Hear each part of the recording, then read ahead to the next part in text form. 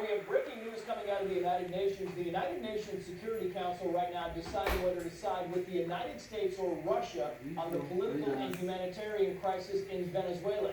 It's voting today on two rival draft resolutions from Washington and Moscow. And moments ago, word the U.S. resolution failed after vetoes from Russia and China. So it got the 9 votes, but then Russia and China vetoed the measure.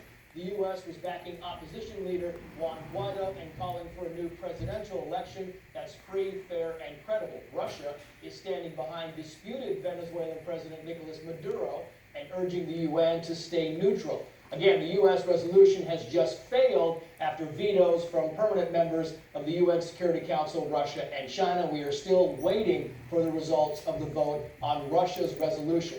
Let's get to Steve Harrigan. He's live for us in Caracas, the capital of Venezuela, where Maduro is clinging to power while his people starve and deadly violence rocks the country. Steve. Trace, it certainly is true that Maduro still controls the levers of power here inside Venezuela. He controls the army, he controls the courts, he controls the police.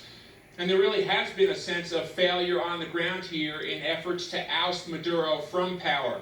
Last Saturday, we heard reports from Juan Guaido, the opposition leader, that he was going to bring in tons of humanitarian aid, that perhaps the military would simply melt away and join him. Neither of those have come true. There have been some military defections, anywhere from 500 to 600 soldiers going over to Guaido, but the humanitarian aid is still largely blocked.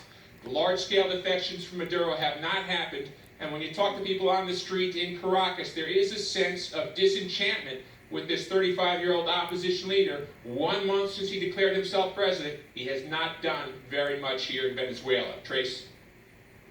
But Steve, Juan Guaido is making some moves today, correct? That's right. He's been in Colombia today. He's in Brazil. He's really trying to ratchet up international pressure on the Maduro regime, but he's got his work cut out for him. He has been banned from traveling outside of the country by the Maduro regime. Now he's got to get himself back into Venezuela without getting arrested. It's not clear whether or not that's going to happen. It seems like there's a lot of really bad options here on the ground in Venezuela. Will the U.S. continue to ratchet up sanctions, driving Maduro from power? That would also hurt the Venezuelan people. Could there be military intervention? That's something the regional powers in South America don't want to happen. The hope was that perhaps, as John Bolton tweeted a while ago, Maduro would simply go away, find himself a nice beach somewhere, that easy path. There's no sign of that happening. Trace? Yeah, the situation is fluid and violent. Steve Harrigan live for us on the ground in Caracas. Back to you with any breaking news. Steve, thank you. One of America's